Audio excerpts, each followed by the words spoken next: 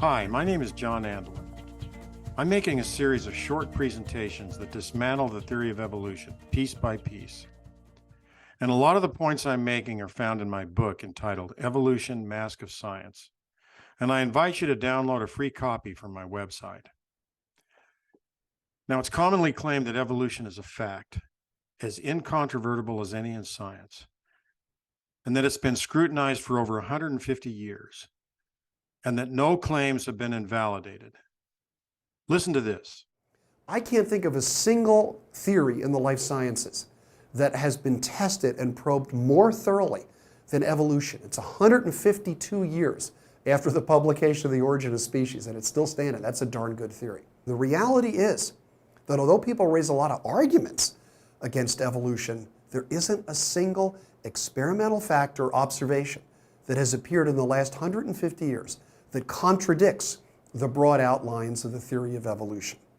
So people have been trying to disprove evolution for over 150 years, and no flaws have been found. Now, this is exemplary of the spectacular level of closed-mindedness and self-deception that we're up against. Contrary to what Kenneth Miller says, evolution is an outdated hypothesis that has been demonstrated to be impossible on multiple levels. Everything we know about biology and mathematics tells us that no species is capable of any evolution, even on a small scale. With our current understanding of molecular biology, evolution doesn't even qualify as a legitimate scientific theory. It's an outdated myth. It doesn't even have a plausible mechanism. And for any of you who haven't seen this video that I did, I invite you to look at this in more detail. Now, most people who believe in evolution do so out of an overall respect they have for the scientific community. And to those of you who think that thousands of scientists couldn't be wrong, let's consider a lesson in history. In about 150 AD, the Greek astronomer Ptolemy proposed a geocentric model of the universe. And this was based on what was observed. The Earth appears stationary, and the planets, moon, and sun move around the Earth once per day. And the stars must have been embedded in a celestial sphere, which resulted in them moving together around the axis through the poles of the Earth once per day. So this model started out with an unproved assumption that the Earth is the immovable center of the universe. Now, I need to point out that this model was not based on simple circular orbits of planets around the Earth.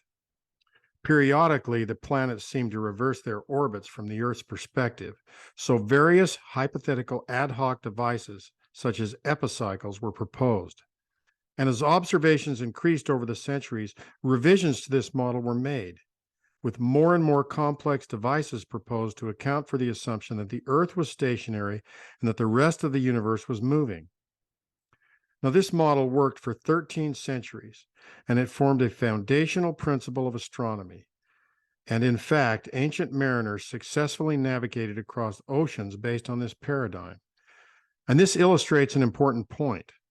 The practical utility of a theory to explain facts doesn't mean that the theory is true. Now, it's easy for us to look at these scientists in the past and judge them as primitive and ignorant, especially in view of the modern advances of science that we now know. Understand that these scientists were just as intelligent as scientists living today. So why were they so committed to the geocentric theory of the universe? Why didn't they scrap the theory? Why did they just keep coming up with ad hoc devices that were very implausible? A lot of this tendency can be attributed to infiltration of religion into science. It was believed that if the Earth was not the center, the importance of the Earth, and by extension, the importance of man, would be diminished. But most importantly, scientists refused to look outside the box because of time-honored tradition. An entirely new model would mean that centuries of scientific thinking were completely wrong. Now, I'm bringing this up because history is repeating itself. Evolution is accepted because the religion of atheism has infiltrated into science. I'm referring to a pre-drawn assumption that the origin of every biologic system can be explained without a designing intelligence. And even more importantly, a belief in evolution is a tradition. Thousands of careers are at stake. It is human nature to defend your paradigm of thinking at any cost, even if new discoveries poke holes in the theory. The theory of evolution was formulated based on a primitive 19th century understanding of biology. And when Darwin published Origin of Species in 1859, it was quickly accepted and became dogma within a few decades. However, much of the early acceptance of evolutionary theory was reliant on false beliefs. Nearly all biologists in Darwin's day who accepted evolution believed in the inheritance of acquired characteristics. This idea originated with Lamarck, who proposed that animals pass acquired traits to their offspring. For example, Lamarck believed that giraffe ancestors stretched their necks during their lifelong quest for food, and that those traits, that is, slightly lengthened necks acquired during life, were passed on to their offspring, resulting in progressive directional change over time. Again, nearly all biologists in the 19th century who accepted evolution believed in some elements of Lamarckism.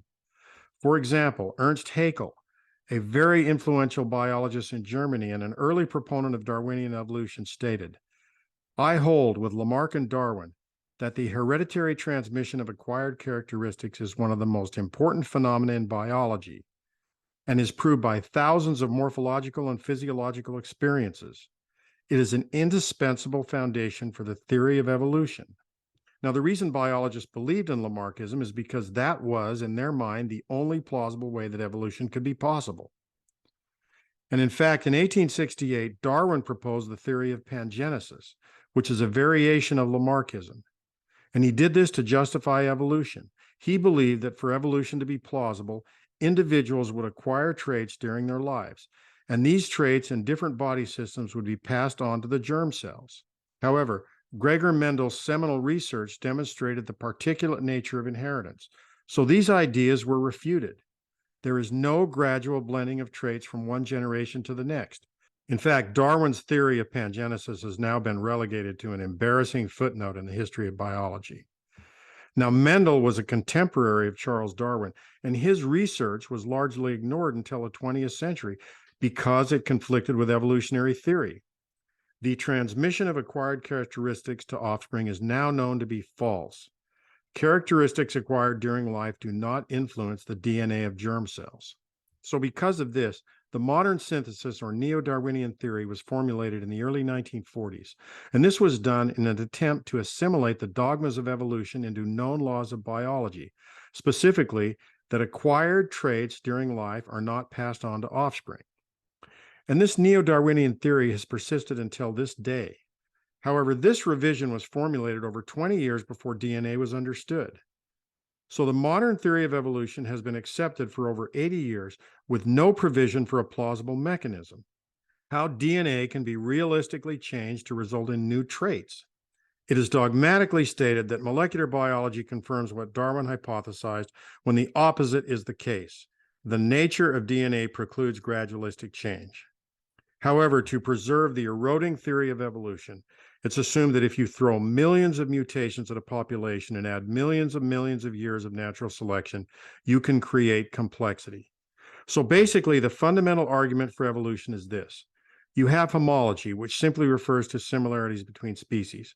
And you can look at similarities in DNA and imagine a line of descent. Listen to this statement by Bill Nye.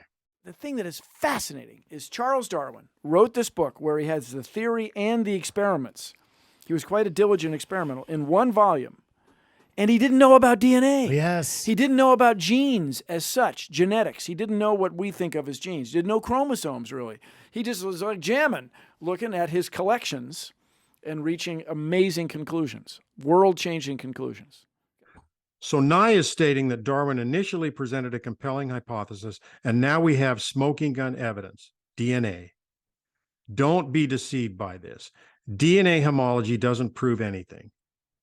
It's stunning to hear the claim that DNA proves evolution. DNA disproves evolution.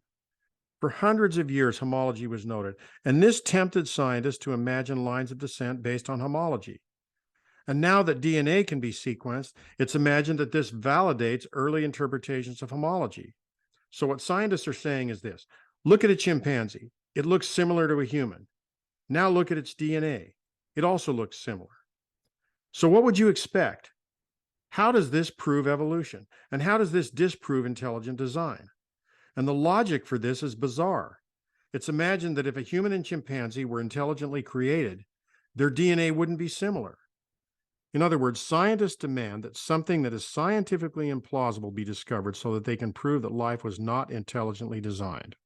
Evolutionary biologists start out by assuming that there is no designing intelligence, and then they're left without any proposed mechanism that's plausible. All you have is mutations plus millions of years of natural selection.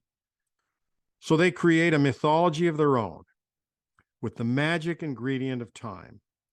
Every proposed mechanism of evolution is impossible on small timescales, but if you just add millions of years, anything can happen. So what you have is a 19th century idea founded on false concepts of biology, Lamarckism, which was widely accepted nearly 150 years ago, over a century before the understanding of DNA. Now biologists falsely claim that DNA proves evolution. And this is despite the fact that no biologists in the 19th century believed that evolution could occur through simple random mistakes in reproduction. It wasn't until after the discovery of DNA in 1953 that traits were known to be defined by coded information. But more importantly, it wasn't until after the understanding of the nature of coded information that the impossibility of evolution is coming to light. And this has only been in the last 2 or 3 decades. Understand that the widespread acceptance of evolution represents a tradition of adherence to dogma, and this is in the face of ongoing, overwhelming evidence that this is a false theory. And this is similar to those who stubbornly believed in a flat Earth or a geocentric solar system. Astronomers proposed things like epicycles to account for observations that conflicted with the geocentric universe. And in the same way, biologists come up with things like group selection and punctuated equilibrium. Implausible ad hoc ideas for which they have no direct evidence. And they do this to explain facts that are obviously at odds with known laws of biology. Those who hold on to the outdated theory of evolution do so in the face of massive evidence that is coming out that demonstrates that these mechanisms are impossible. Those who dogmatically adhere to these false beliefs do so out of tradition and wishful thinking. They haven't seriously examined the facts. I appreciate your support. I hope you'll download a free copy of my book from my website. There will be many more presentations to come, so I hope you'll subscribe to my channel.